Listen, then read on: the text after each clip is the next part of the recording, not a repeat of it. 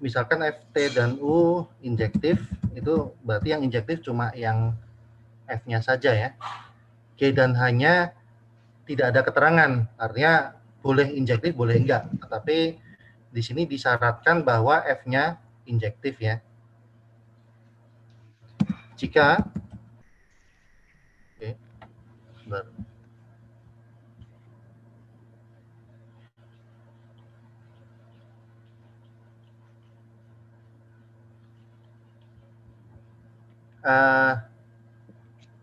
Tunjukkan bahwa jika ini ya F.G, G dot H sama F.G sama dengan F dot H.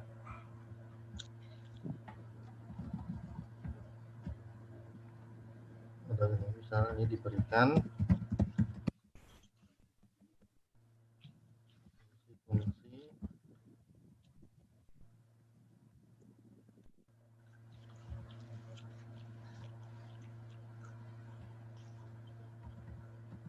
tunjukkan bahwa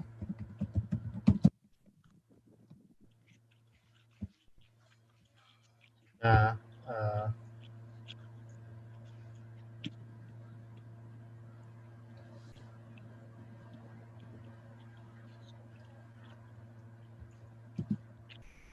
apa tadi F.G ya F.G sama dengan F.H ya.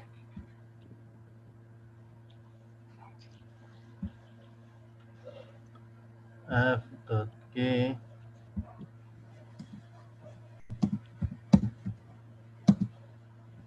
sama dengan F.H,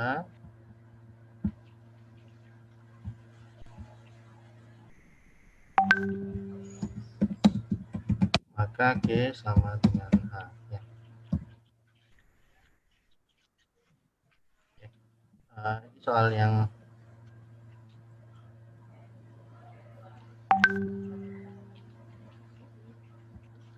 bentuknya mirip seperti yang sebelumnya ya.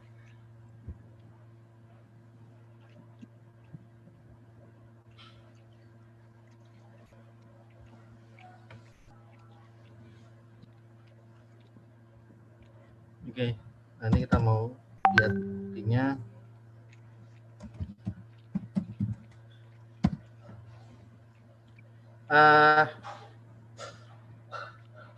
Kalau kita mau perlihatkan G sama dengan H itu sama, artinya kita perlihatkan bahwa setiap unsur di S itu dipetakan ke bayangan yang sama oleh G maupun oleh H ya. Jadi kita ambil unsur X anggota S,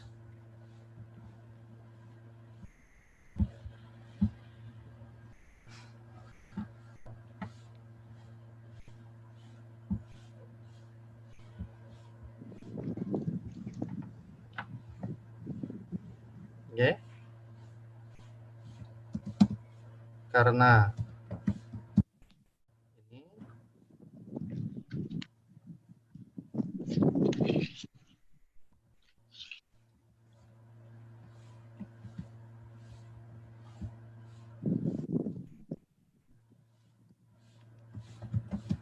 ya, ini artinya apa? F.G kan keduanya maupun F.H adalah fungsi yang semua berawal dari S ya. Jadi kalau X bisa ditransformasi oleh komposisi ini ya, dan bayangnya akan sama. Oke. Nah sekarang gini, yang ruas kiri ya, kalau kita lihat yang ruas kiri,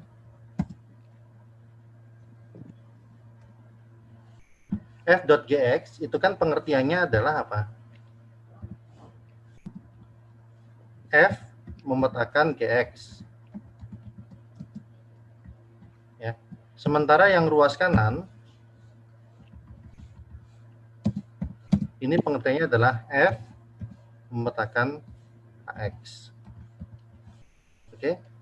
Nah, sekarang kita gunakan fakta bahwa F-nya injektif. Atau kita gunakan hipotesis ya, bahwa F-nya injektif, F injektif. Apa artinya? Kita udah punya pengertiannya bahwa kalau F itu memetakan dua unsur, ternyata petanya sama, maka dua unsur yang dipetakan oleh F itu adalah sama ya. Maka Gx sama dengan AX. Nah, terbukti bahwa G sama dengan H. Kenapa? Karena X-nya sembarang. X-nya sembarang anggota S, oleh G dan H dibawa ke titik yang sama. Berarti G sama dengan H. Ya. Oke. Nah, seperti sebelumnya, ya, di sini sifatnya akan berlaku, akan dijamin kalau F-nya injektif. Ya. Artinya, kalau F-nya tidak injektif, kita ada aja, bisa saja punya kemungkinan bahwa F.G, F.H-nya sama, padahal G dan H-nya itu tidak sama. Ya. Di sini ya saya buat catatan seperti yang lalu ya. Jika sifat injektif dari F itu dihilangkan, maka ada kemungkinan kita mendapatkan komposisi F.G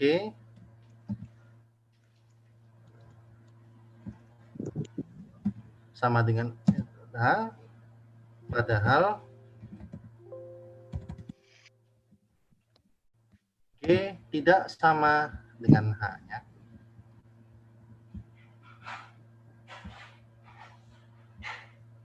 Oke. Nah, ini bisa kita buat contoh gini ya. Contohnya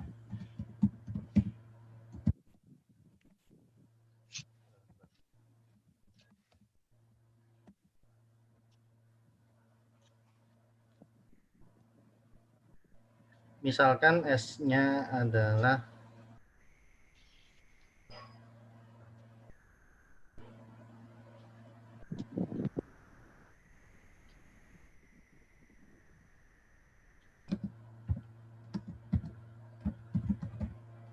satu, dua, tiga,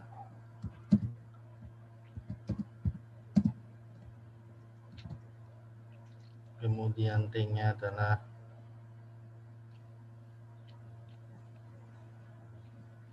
katakanlah ABC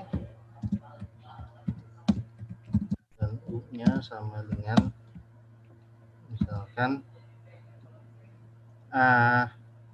MN ya.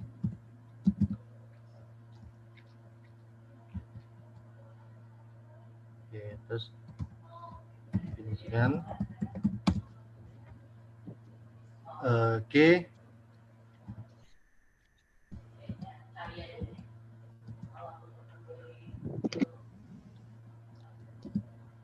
G1 misalkan A,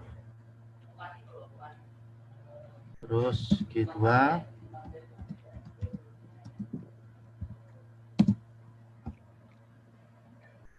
misalkan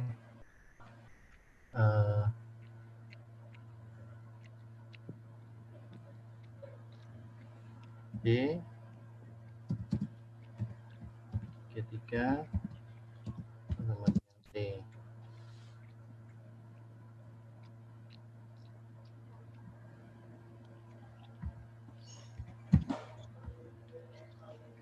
Terus kita definisikan misalkan H1 sama dengan B, H2 sama dengan A atau C, H3 sama dengan A ya. Kalau ini kan jelas GH, G dan H dua fungsi yang berbeda kan, karena hasil pemetanya kan sangat jauh berbeda ya. Lalu kita definisikan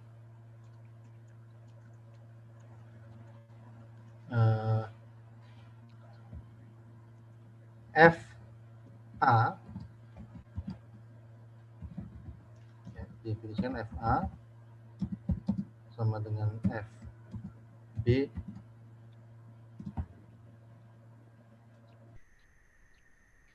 atau gini deh, mungkin biar nggak terlalu trivial ya. Ini A, ini biar sama dengan C nggak apa. FA sama dengan FB sama dengan M, sementara FC sama dengan N ya. Nah, kalau kita cek, coba sekarang. F.G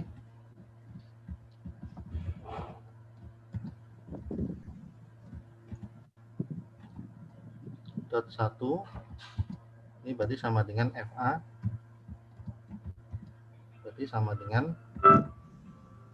1 ya, M ya. Kemudian F.G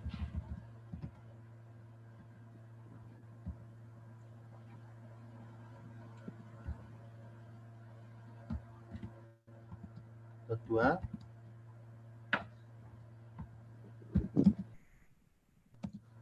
ini sama dengan F, G2 adalah B ya, B ini juga sama dengan M, terus F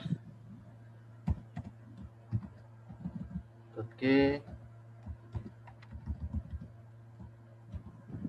dot 3 ini sama dengan F C sama dengan N. Nah, kalau kita tinjau untuk yang H ya, F dot H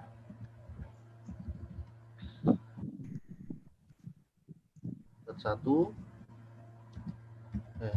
mintakan 1 ke F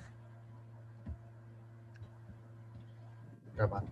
Kan H1 itu B, FB berarti sama dengan M. Kemudian saya copy aja nih.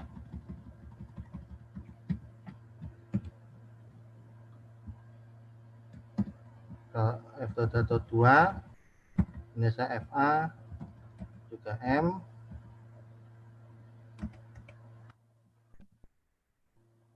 kalau 3 N. ya sudah N. Dari sini kita dapat berlaku ini ya. Ini padahal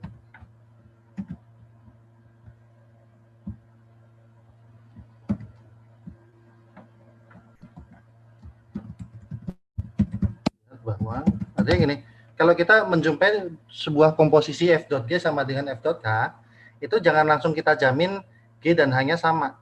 Kalau kita tidak mengetahui apakah F-nya satu-satu atau bukan. Kalau F-nya satu-satu, ya itu seperti boleh kita cancel ya. F-nya habis, dihapus, dan kita tarik kesimpulan G dan H.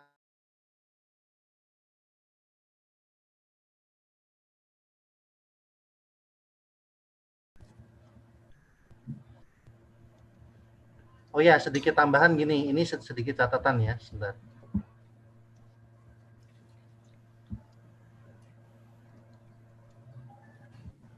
Mungkin di buku tidak ada, tapi ini penting buat catatan.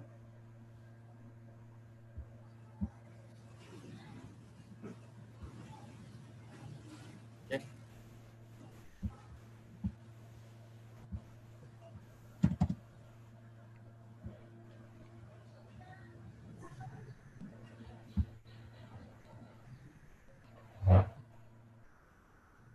Mohon maaf Pak.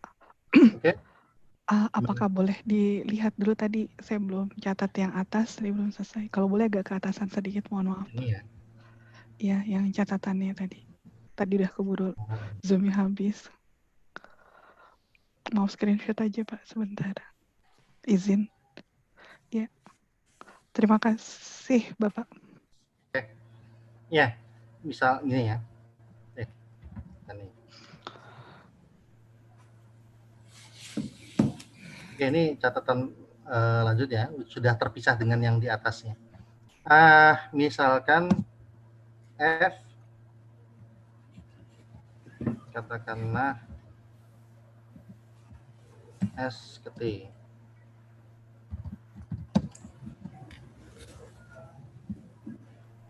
Dan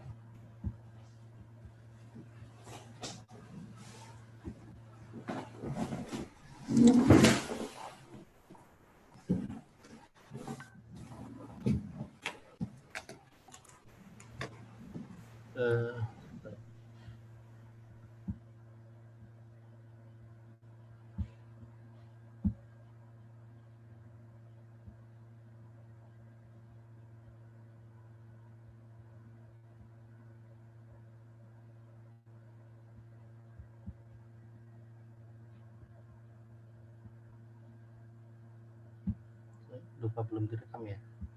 Oke, sebentar ya. Kita lanjut dulu nih.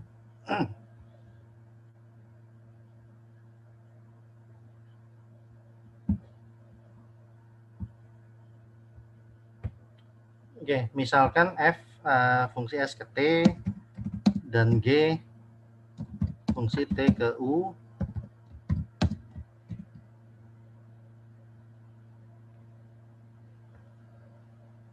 Oke, dan kita pandang komposisi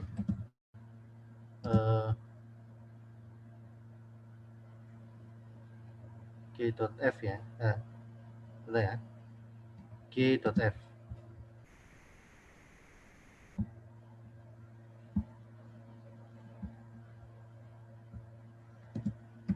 Ya, ini akan memetakan S ke U ya.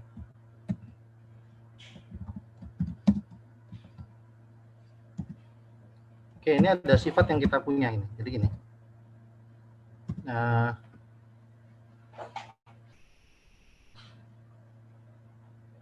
Jika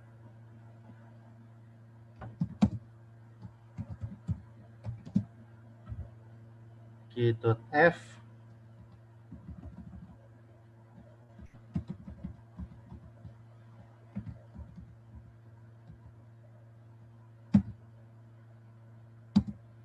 surjektif, maka di sini G harus surjektif ya. Bisa dipastikan surjektif.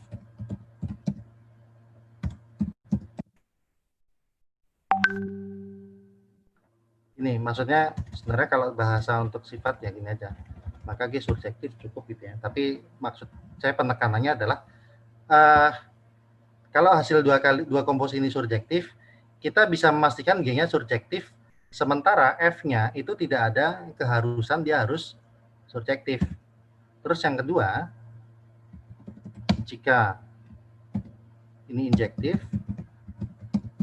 maka F injektif. Ya. Artinya komposisi dua fungsi menghasilkan fungsi injektif itu cukup yang pertama, yang depannya yang harus injektif, sementara yang belakang yang G-nya itu tidak ada keharusan dia injektif ya. Oke. Nanti ini kita coba lihat sedikit buktinya ya, mengapa begitu. Tapi kita lanjut dulu sekarang ini. Nah, tapi membaca nomor 1 jangan dibalik ya, bahwa kalau G-nya surjektif itu belum tentu komposisi itu bisa menghasilkan fungsi yang surjektif, belum tentu. Tetapi maksud saya G surjektif adalah syarat awal ya, syarat perlu supaya G.f bisa surjektif. Sama yang nomor 2. Kalau kita punya fungsi G.f di mana kita ketahui F-nya injektif, itu nggak ada jaminan bahwa G.f-nya bakal injektif. Tapi di sini F injektif adalah syarat perlu ya, atau syarat awal agar G.f bisa injektif. Jadi kalau syarat F injektifnya tidak terpenuhi, G.f nggak mungkin injektif. Ya, itu berarti istilahnya kan kita sebut syarat perlu. Ya, tetapi ketika F-nya injektif, nah kita mungkin masih perlu syarat tambahan supaya G.f-nya injektif. Jadi F-nya injektif syarat perlu tetapi belum jadi syarat cukup ya. Oke. Nah, sifat yang ketiga, jika F dan G keduanya surjektif, maka ini kita baru bisa pastikan surjektif. Terus yang keempat, jika F dan G keduanya injektif, nah ini juga kita bisa pastikan bahwa G.f keduanya injektif. Oke. Nah, ya ini sifat yang perlu, yang penting buat dipahami.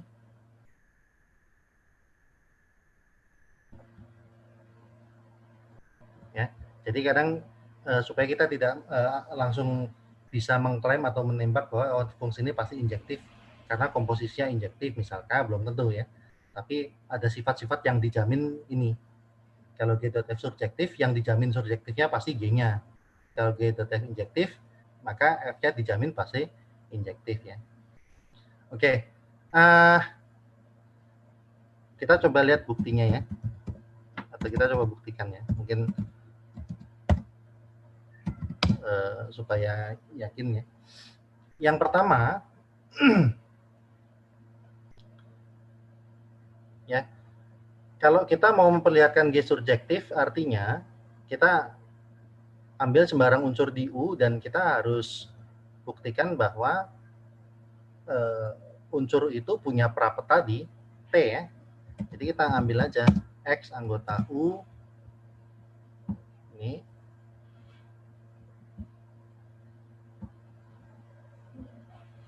ambil X anggota U sembarang. Oke.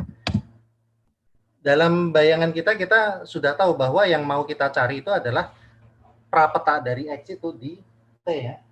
Sebentar.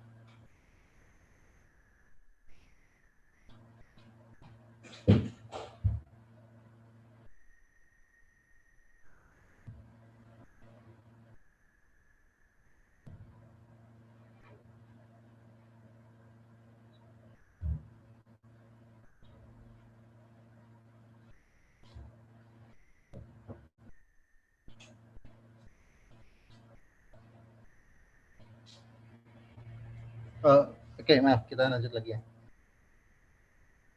Oke, bagaimana mencari unsur di T yang menjadi prapeta U ya? Jadi gini, karena diketahui G.F surjektif ya.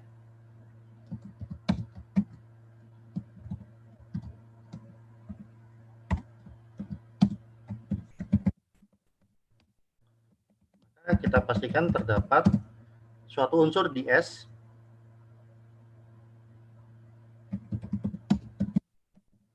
atau langsung aja, maka terdapat katakanlah Y anggota S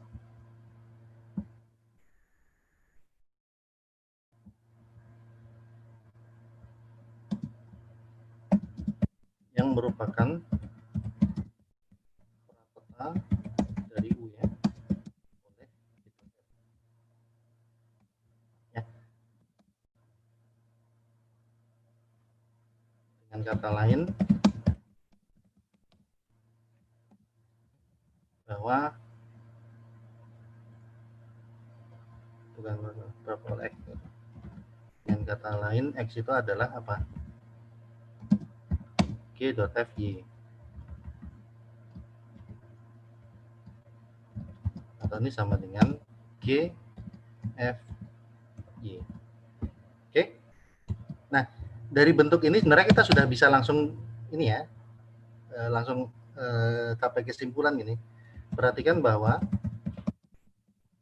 FY ini tinggalnya di mana nih? Kalau Y-nya anggota S, berarti FY dia tinggal di mana? Tinggalnya di T kan? Perhatikan bahwa FY itu anggota T.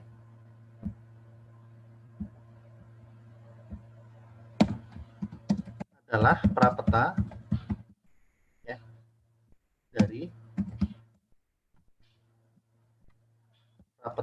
X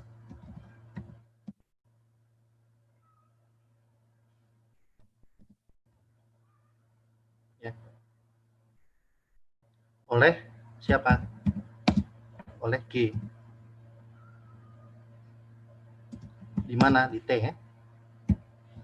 Oke, nggak usah pakai di T, nggak apa.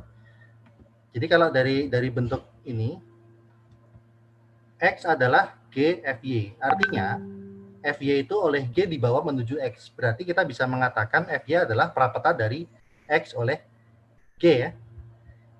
Nah, karena X-nya sembarang, ya kita bisa simpulkan jadi setiap unsur di S, di U ya, oke, itu mempunyai prapeta di mana? Di T ya. Kesimpulan, jadi G pada. Oke. Atau atau surjektifnya.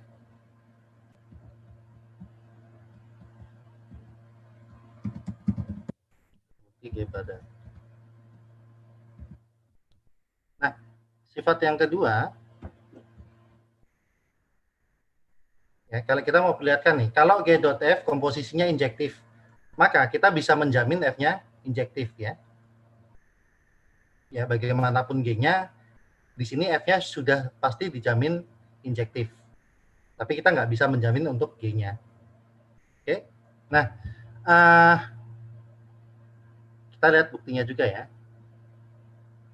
F ini adalah fungsi dari S ke T kan. Sekarang kalau kita mau perlihatkan bahwa F itu injektif ya. Artinya kita mau perlihatkan kalau peta dari F itu sama, pengertian injektif kan kalau unsurnya beda, bayangannya harus beda kan. Tapi bisa juga kita pahami lewat kontraposisinya bahwa kalau dua unsur itu bayangannya sama, maka kedua unsur itu tersebut pasti unsur yang sama ya, walaupun dikasih nama berbeda gitu. Jadi sekarang kita misalkan gini, ya, misalkan A dan B adalah anggota S.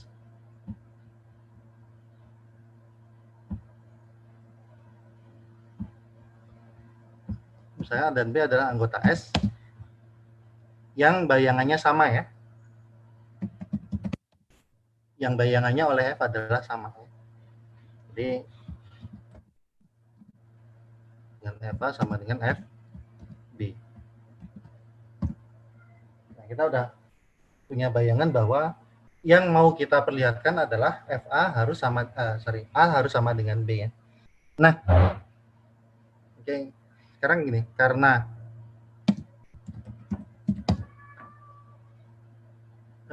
G.F injektif,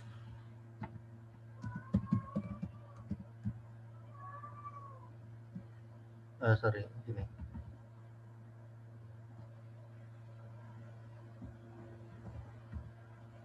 Jadi ini akibatnya atau gimana ya?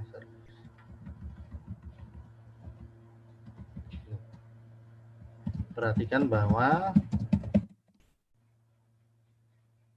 GFA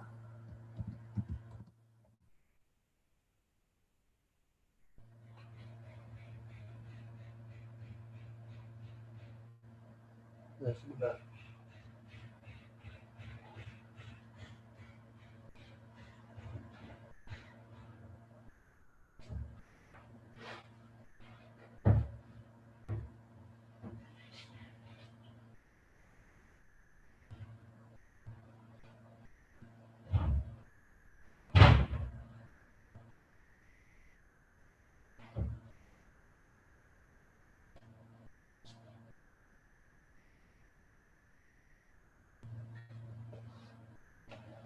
Oke, lanjutnya. Tadi kan karena FA sama dengan FB, maka GFA sama dengan GFB ya. Ini jelas. Tetapi yang ruas kiri GFA ini kan tidak lain adalah G.F ya. Dari A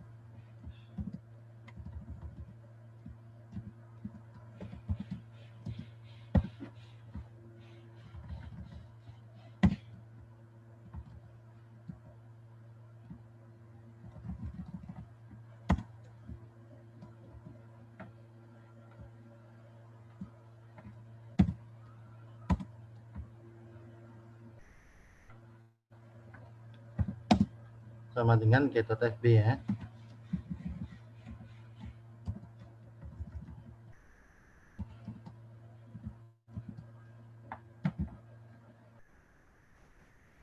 Nah, sekarang baru kita gunakan ininya, faktanya ya, atau hipotesis yang kita punya. Karena G.F injektif artinya apa nih? A sama dengan B. A sama dengan B ya. A sama dengan B. Nah, ini sesuai dengan yang kita tuju bahwa kalau FA sama dengan FB, nanti akibatnya bahwa A dan B itu harus sama. Oke. Nah, kalau ketiga dan keempat ini pembuktiannya relatif mudah ya. Gimana? Mau dibahas atau skip saja buat latihan?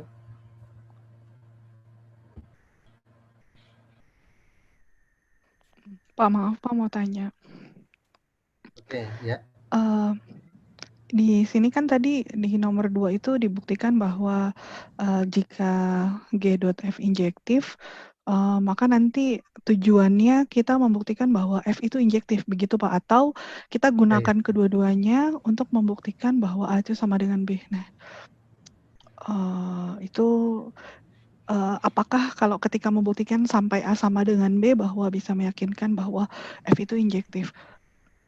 Ya, sudah bisa sudah Memastikan. meyakinkan bahwa injektifnya. Karena sudah tercapai bahwa A sama dengan B, berarti FA sama dengan FB itu akan berimplikasi A sama dengan B itu sama artinya bahwa F itu injektif juga. Oh, berarti memang dari awal F itu digunakan atau nanti itu ditambahkan dengan kata-kata sendiri gitu Pak, yang tadi soalnya kan tadi Bapak tambahkan kalimatnya, baru saya paham tuh Bapak tadi bilang A sama dengan B berakibat. Ya. Enggak, di pikiran saya tadi kalau misalkan nomor 1 itu kan terbukti bahwa G-nya itu pada gitu kan ya, bahwa G-nya itu subjektif, oke gitu kan, saya paham. Kalau tadi di sini kan bahwa baru A sampai A sama dengan B, apakah perlu ditambahkan kata-kata lagi atau cukup sampai situ saja itu sudah? Kalau buktinya sebenarnya cukup gitu. Nah, nambah Ya. kata-kata itu kan cuma kadang-kadang kalau kita mau lebih atau kita khawatir yang baca nggak ngerti ya itu. Ya kayak saya gitu Pak. Bisa gitu. Jadi misal kayak gini ya. Ya, jadi FA sama dengan FB berimplikasi pada A sama dengan B ya. Atau mengakibatkan gitu. Kalau kata-kata ini terlalu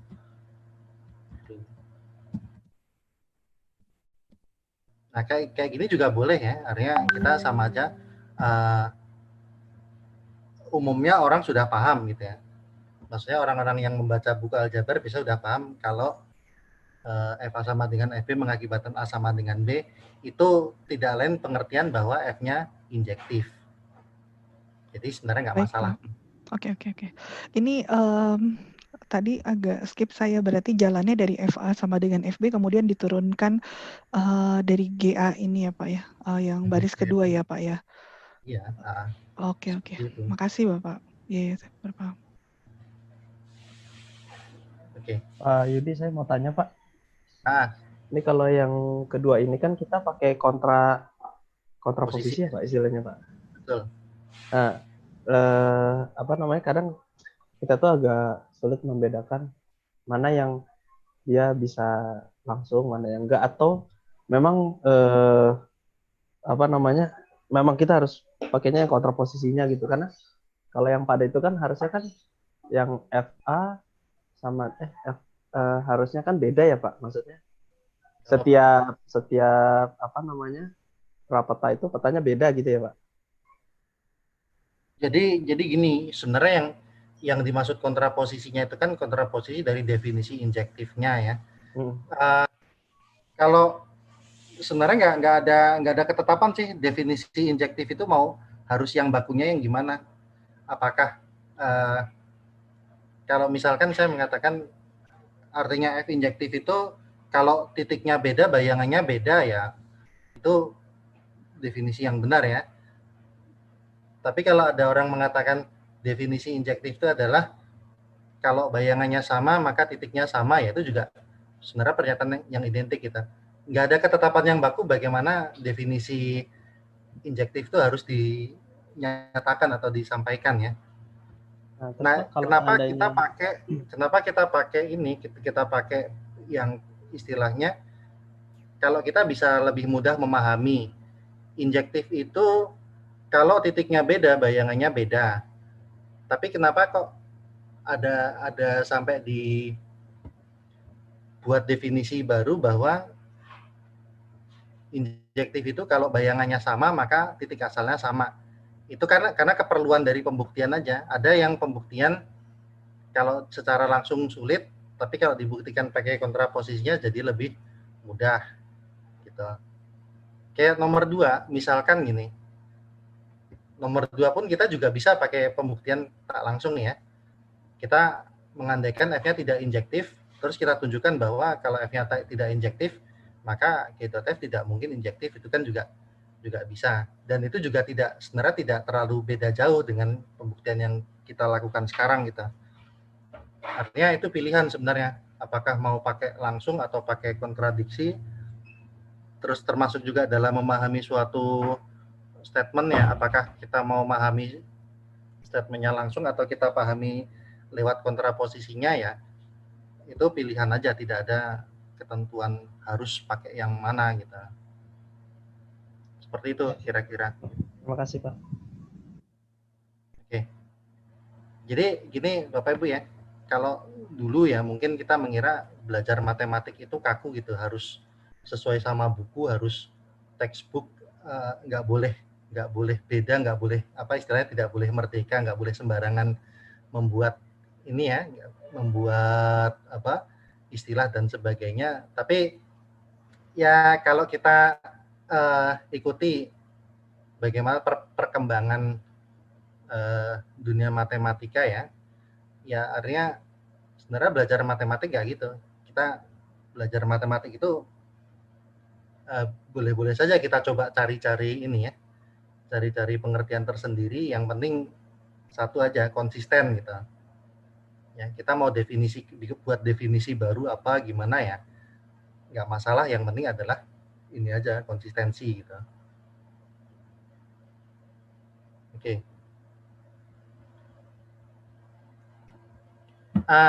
Ini kita lanjut dulu ya. Ini ya nomor 3 saya mau coba sampaikan juga nih sedikit bagaimana memperlihatkan ya bahwa kalau dua buah fungsi surjektif, komposisinya pasti surjektif ya. Berarti target kita adalah memperlihatkan G.F surjektif diberikan fakta bahwa fungsi F dan fungsi G keduanya surjektif ya. Kalau kita tinjau G.F itu dari S ke U, berarti kita harus perlihatkan semua unsur di U punya prapeta di S. Jadi hampir mirip seperti nomor 1, kita mulai dari ambil X anggota U sembarang. Gitu. Atau kalau mau pakai huruf yang lain supaya nggak membingungkan ya, kita pakai aja huruf Z misalkan. Ambil Z anggota U. Ya, dalam bayangan kita sudah punya target bahwa kita harus punya unsur di S yang nanti ujung-ujungnya nyampe di Z gitu. Nyampe ke titik Z. Nah, tahapnya gimana? Ya, tahapnya kita lewat G dulu. Jadi karena G pada, maka Z pasti punya prapeta di T. Jadi tahapnya lewat T dulu. Oke? Oleh G ya. Ya, sebut saja B. Ya. Ya, jadi artinya apa? Kalau W adalah prapeta dari Z oleh G, apa artinya? Artinya Z itu sama dengan apa? GW ya. GW. Nah, oke. Nah, sekarang W itu hidupnya di mana? Tinggalnya di T kan? Nah, apa yang bisa kita manfaatkan? Kita mau cari unsur di S yang bakal nyampe ke Z-nya. Lewatnya mana? Lewat W itu. Nah, W-nya ada nggak prapeta di S? Nah, jaminannya apa ya? Kita bisa manfaatkan F-nya kan? Selanjutnya, karena F pada, maka W punya prapeta. Prapeta di S. S oleh F ya. Sebut saja fungsi V ya. Ya, ini artinya apa? Artinya W itu sama dengan Kayak FV. Ya. Nah, sekarang begini. Jadi Z itu sama dengan GW. Ya. Sama dengan G, W-nya diganti dengan FV. F. Ya kan? Oke. Nah, ini kan sama dengan G.F. Sama dengan G.F.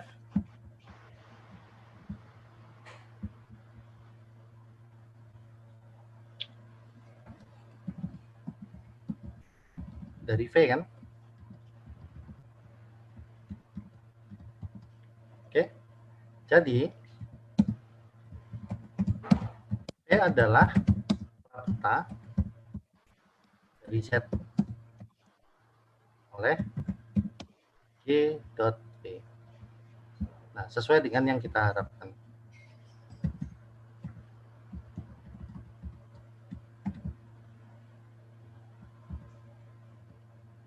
Oke. DS. Ya, terbukti yang sifat nomor 3 bahwa dua buah fungsi yang surjektif komposisinya akan surjektif juga. Oke. Nah, nomor 4 ya. Kita coba, mudah-mudahan masih cukup nih.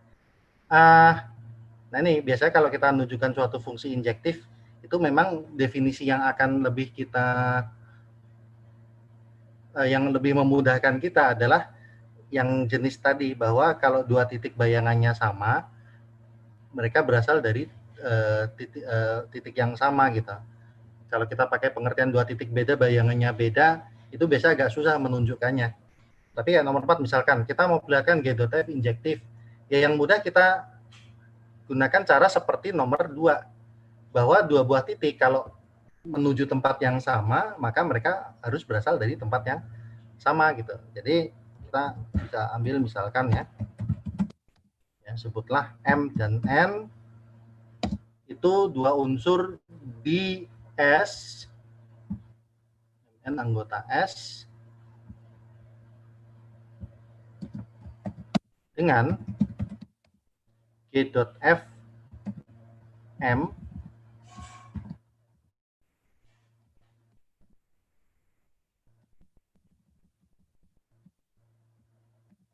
ya sama dengan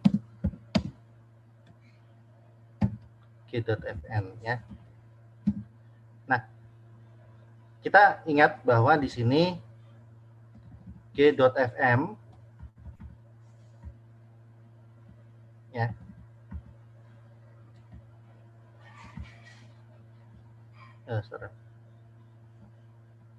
di sini kita dapatkan G.Fm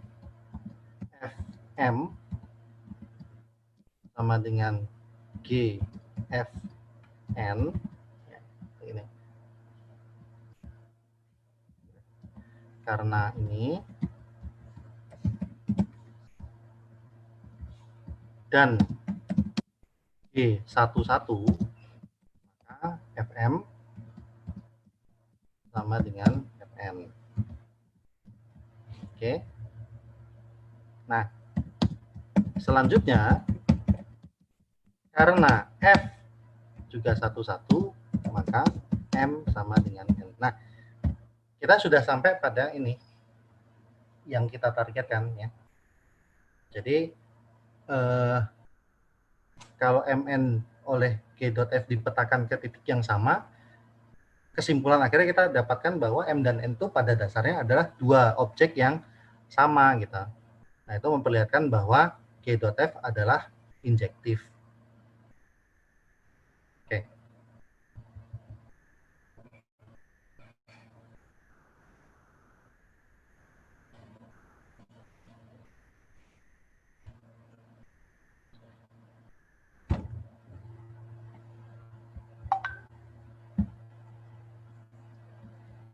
Oke, kita lihat lagi ini.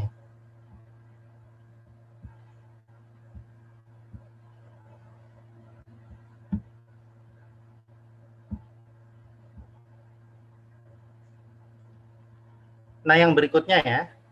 Oke, tadi kalau misalkan masih ada pertanyaan nanti tolong disimpan dulu. Yang berikutnya nanti kita akan melihat suatu ini. Ya, yang bagian keempat ini udah kelihatan ya di layar ya. Tentang suatu himpunan yang namanya AS. Ini nanti sebagai awal untuk perkenalan kita ke suatu struktur yang dinamakan grup. Ya.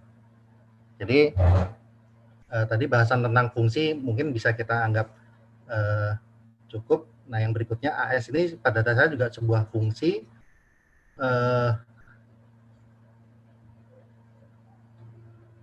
yang nanti ada sifat-sifat tertentu yang di situ sebagai pengantar kita untuk memahami grup ya.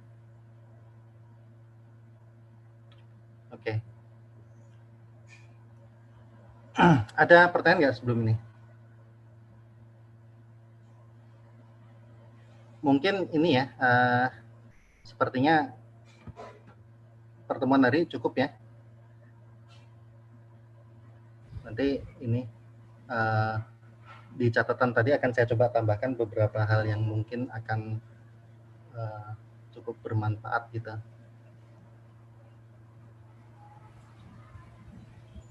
Oke, nggak apa-apa ya, Bapak Ibu ya, daripada soalnya ini ntar lagi juga berakhir dan Zoom-nya mau berakhir. Nanti di uploadnya di mana Pak? Mohon maaf. ya nanti saya share ininya linknya.